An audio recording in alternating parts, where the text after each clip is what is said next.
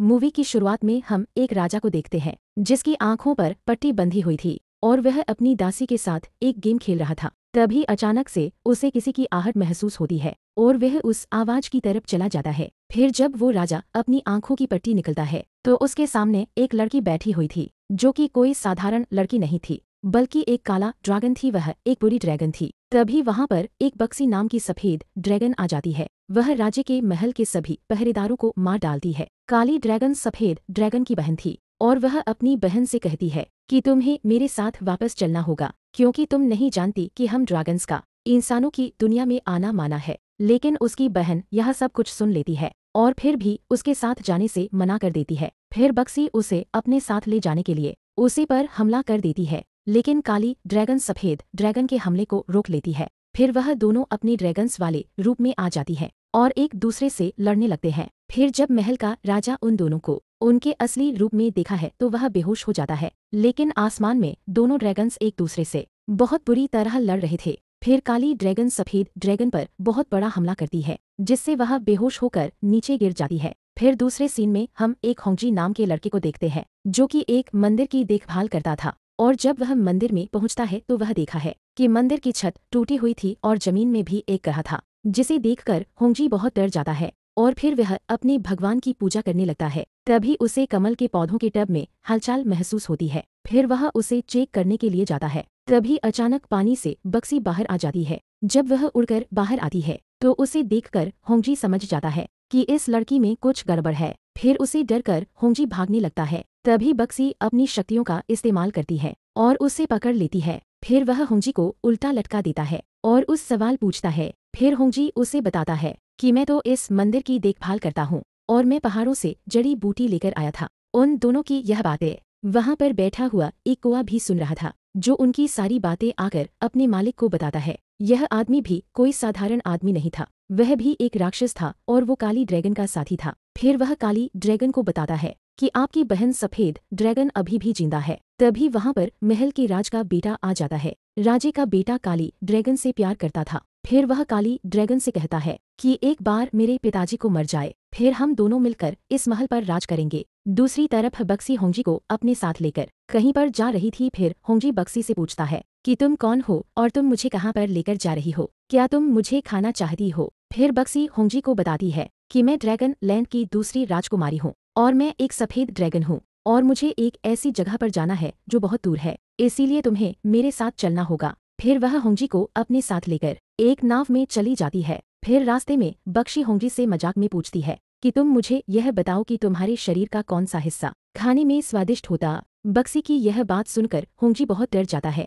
और उससे कहता है कि कृपया मुझे मत खाओ, सब इंसान बहुत अच्छे होते हैं, वह हमेशा एक दूसरे साथ मिलकर और प्यार से रहते हैं। प्यार शब्द को सुनकर बक्सी उससे पूछता है कि यह प्यार क्या होता है। फिर होगी कहता है कि प्यार वह होता है कि अगर हमें कोई इंसान अच्छा लगने लगे और हमें उसके साथ समय बिताना अच्छा लगे, और यही प्यार होता है। फिर होंगजी की यह बातें सुनकर बक्सी वहां से चली जाती है और वह नाव के अंदर जाकर सोने लगती है। फिर होंगजी उसके बगल में सो जाता है और फिर जब उसकी नींद टूटती है और वह देखता है कि वह अपने घर से बहुत दूर किसी और जगह पर आ गया था। फिर वह दोनों एक ऐसी जगह पर आते हैं जहाँ बहुत सारे राक्षस ही राक्षस थे, वहाँ पर कोई भी इंसान नहीं था। फिर बक्सी होंगजी को एक बच्चे के हवाले कर देती है और खुद एक औरत के पास जाती है जो कि एक लोमड़ी राक्षस थी। वह औरत जब चाहे एक लोमड़ी में बदल सकती थी। बक्सी जहाँ पर इस औरत से अपनी बहन काली ड्रैगन के बारे में पता लगाने के लिए आई थी, लेकिन वह औरत कहती है कि मैं तुम्हें तुम्हारी बहन के बारे बताऊंगी,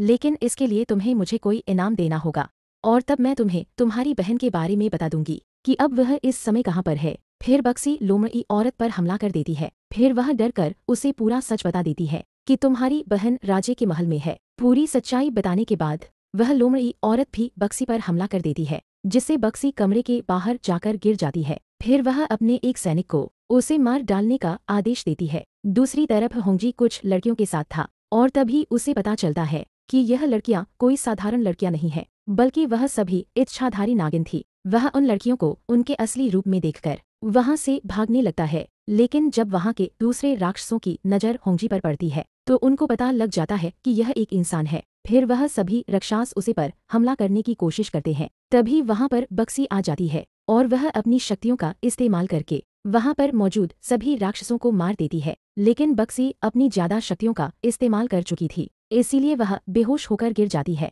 तभी लोमड़ी औरत आकर उसे पर हमला कर देती है, लेकिन होंगजी बक्सी को लेकर एक नदी में कूद जाता है। दूसरी तरफ महल में हमें दिखाया जाता है कि वह राजा अपनी आखिरी सांसें गिन रहा था। वह अपनी पूरी संपत्ति के कागजों पर हस्ताक्षर कर देता है और तभी उसकी मृत्यु हो जाती है। और वहाँ पर खड़े राजे के बेटे को लग रहा था कि वह अब अगला राजा बनेगा। लेकिन जब संपत्ति के दस्तावेजों को पढ़कर सुनाया जाता है तो मंत्री कहता है कि 18 साल पहले राजे का एक बेटा खो गया था, जिसके शरीर पर आधे चांद का निशान है, और जब भी वह मिलेगा वही इस महल का अगला राजा बनेगा। फिर दूसरे सीन में हम देखते हैं कि होंगजी बक्सी को साथ लेकर एक घर में पहुंचता है और बक्सी अभी तक बेहोश थी। नदी में गिरने की वजह से उसके कपड़े गीले हो गए थे और उसे बहुत ठंड लग रही थी। होंगजी उसके पास आग जला देता है और अपनी उंगली काटकर उसे खून पिला देता है। तभी बक्सी अपने ड्रैगन वाले रूप में आ जाती है, जिसे देखकर होंगजी डर जाता है। लेकिन बक्सी उसे चोट ना पहुंचकर उसकी गोद में सो जाती है और जब वह उठती है तो वहाँ होंगजी नहीं था।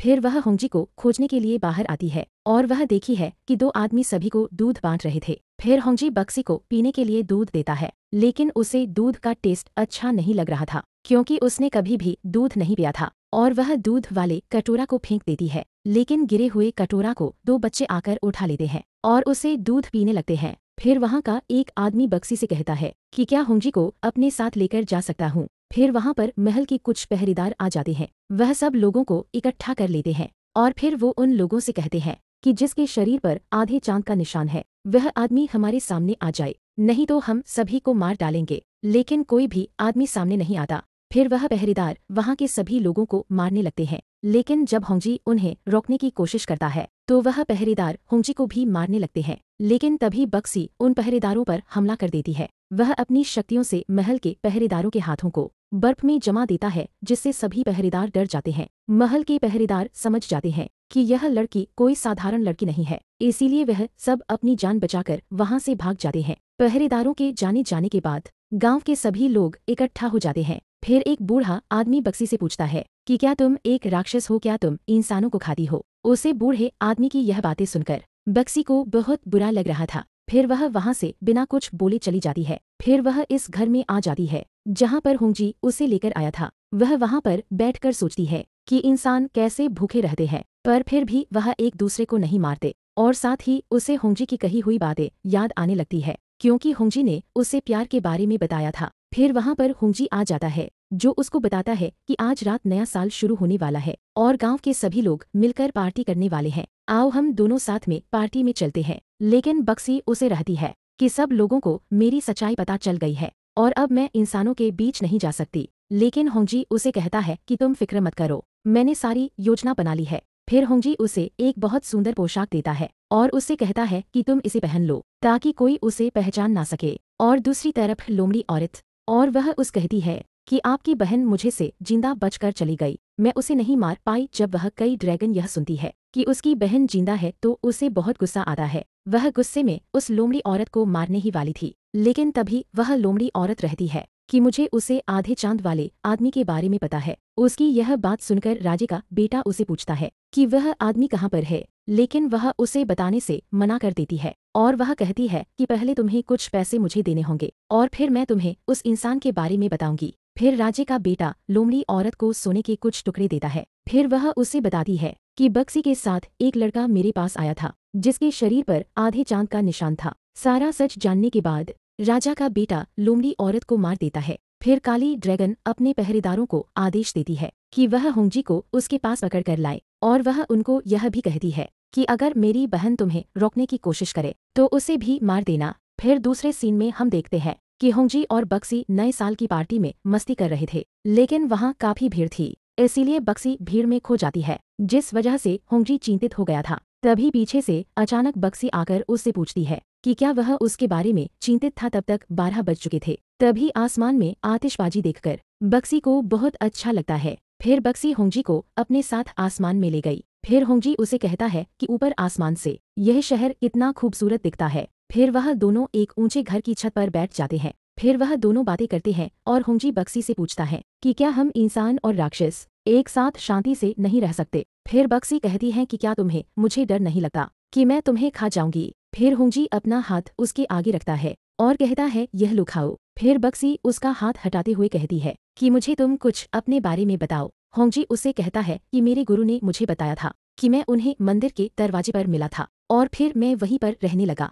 लेकिन कुछ साल पहले मेरे गुरु की भी मृत्यु हो गई। होंजी की बातें सुनते हुए बक्सी को नींद आ जाती है। फिर अगली सुबह वह शहर में घूम रहे थे। जब वह थोड़ा सा आगे आते हैं तो उन्होंने देखा कि किसी ने शहर के सभी लोगों को मार दिया था। तभी अचानक से वहां पर एक राक्षस आ जाता है। जब उसे राक्षस को बक्सी देखते हैं तो वह समझ जाती है कि यह उसकी बहन काली ड्रैगन के द्वारा भेजा गया है। फिर जब वह उसे पर हमला करना शुरू करती है तो वह राक्षस आसानी से उसके हमले को रोक देता है। इसके बाद बक्सी तलवार निकलती है और उसे राक्षस पर हमला करने की कोशिश करती है, लेकिन वह राक्षस उस पर इतनी शक्तिशाली रूप से हमला करता है कि वह दूर जाकर गिर जाती है। उसे राक्षस ने होंजी को भी घायल कर दिया था। फिर वह राक्षस होंजी के पास आकर उसके निशान की जांच करता है और जैसे ही वह राक्षस होंजी को मारने वाला था तभी वहां पर बक्सी आ जाती है और अपनी बर्फ की शक्ति से उसे राक्षस को मार देती है। वो राक्षस मरते समय बक्सी से कहता है कि तुमने और तुम्हारी बहन ने बहुत बड़ी गलती कर दी है।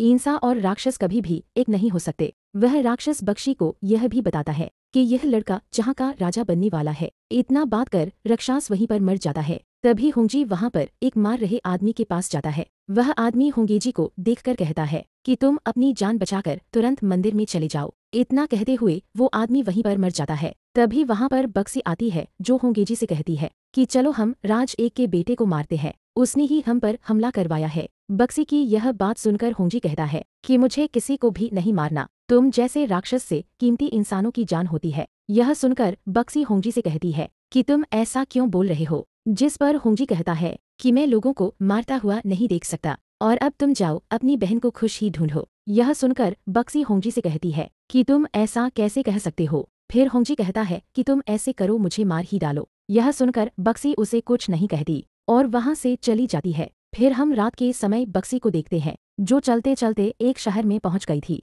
शहर के सभी लोग बक्सी को देखकर भाग रहे थे क्योंकि उसके सिर पर सिंह थे जो एक राक्षस की निशानी होता है इंसानों की दुनिया में। खुद से डरते हुए लोगों को देखकर बक्सी को बहुत बुरा लगता है और फिर वह होंजी के साथ बिताए हुए समय को याद करने लगती है। दूसरी तरफ होंजी मंदिर में बक्सी को ही याद कर रहा था। तभी वहां पर होंजी के गुरु की आत्मा आती है। उन्हें देखकर होंजी उनसे कहता है कि मैंने बहुत बड़ी गलती कर दी है, आप मुझे सजा दीजिए। जिस पर उसका गुरु कहता है तुमने ऐसी कौन सी गलती की है। तब वह कहता है कि मैं मंदिर की देखभाल नहीं कर पाया और आपकी आज्ञा के बिना मंदिर को छोड़कर चला गया और मेरी वजह से गांव के बहुत से लोग मर गए। उसकी यह बातें सुनकर उसके गुरु कहते हैं कि हमारी जिंदगी में जो कुछ भी होता है वह भगवान की मर्जी से ही होता है और जो मरते हैं वह जिंदा भी होते हैं और तुम इन बातों को भूल जाओ और अपने जीवन में आगे बढ़ो। यह बोलकर होंजी के गुरु की आत्मा वहां से चली जाती है। दूसरी तरफ हम राजा के बेटे को देखते हैं जिसे पता चल गया था कि बक्सी ने उसके भेजे हुए राक्षस को मार दिया है।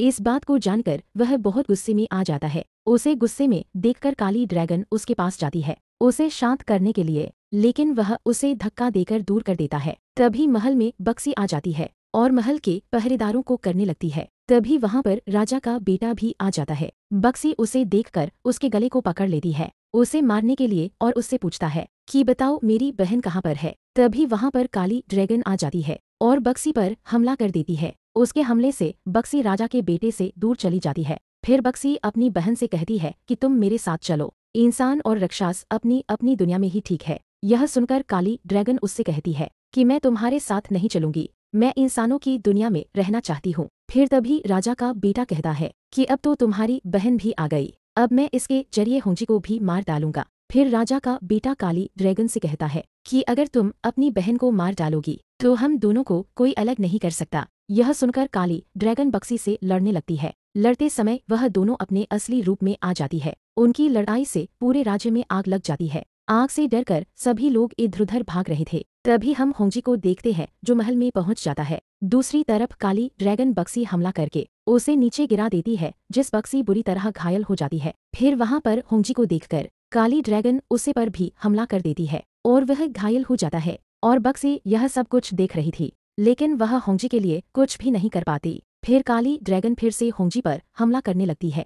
तभी बक्सी काली ड्रैगन से कहती है कि तुम होंजी को छोड़ दो, जिस पर काली ड्रैगन उससे कहती है कि अगर मैं होंजी को मार डालूंगी तो तुम बच जाओगी। तभी बक्सी काली ड्रैगन से कहती है कि मैं इससे प्यार करती हूँ और अपनी पूरी जिंदगी इसके साथ बिताना चाहती हूँ। बक्सी की यह बात सुनकर काली ड्रैगन का इरादा बदल जाता है। फिर काली ड्रैगन बक्सी से कहती है कि चलो हम अपनी दुनिया में वापस चलते हैं। तभी वहाँ पर राजा का बेटा आ जाता है और वह काली ड्रैगन के गले लगाकर कहता है कि मुझे पता चल चुका है कि तुम मुझसे बहुत प्यार करती हो। राजा के बेटे की यह बातें सुनकर काली ड्रैगन भावुक हो जाती है। इसी बात का फायदा उठाकर राजा का बेटा काली ड्रैगन को खंजर से मार देता है। अपनी बहन को मरते हुआ देखकर बक्सी जोर से चिल्लाने लगती है। फिर राजा का बेटा काली ड्रैगन से कहता है कि तुम मेरे लिए अपनी जान देने वाली थी और अब मैंने खुद ही तुम्हारी जान ले ली है। और फिर वह बक्सी को भी करने के लिए जाता है, लेकिन बक्सी उससे लड़ने लगती है। फिर राजा का बेटा उसे घायल करके नीचे गिर देता है और जब वह बक्सी को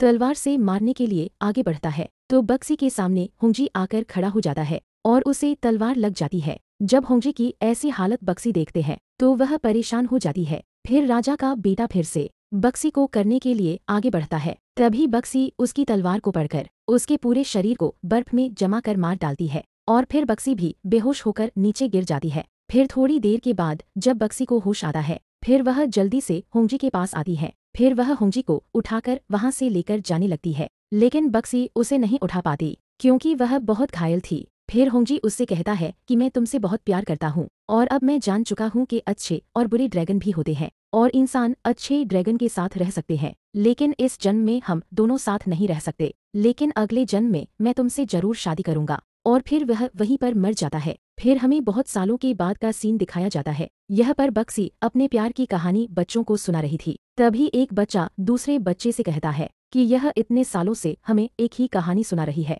उन बच्चों की यह बात सुनकर बक्सी उन्हें वहां से जाने के लिए कहती है। फिर बक्सी बाहर घूमने के लिए चली जाती है और जब वह सीढ़ियां चढ़ रही थी तब किसी लड़के से टकरा जाती है और उसे लड़के का कुछ सामान नीचे गिर जाता है। फिर वह लड़का और बक्सी उस सामान को साथ में उठते हैं। तभी बक्सी की नज़र उसे लड़के के चेहरे पर पड़ती है और वह लड़का और कोई नहीं होंजी होता है। होंजी को देखकर बक्सी बहुत खुश हो जाती है और यहीं पर की फिल्म खत्म हो जाती है। तो दोस्तों पूरी वीडियो देखने के लिए आपका धन्यवाद। प्लीज आप हमारे चैनल को सब्सक्राइब और वीडियो को लाइक शेयर जरूर कीजिए। तो चलिए दोस्तों हम आपको फिर मिलेंगे एक और नई वीडियो के साथ।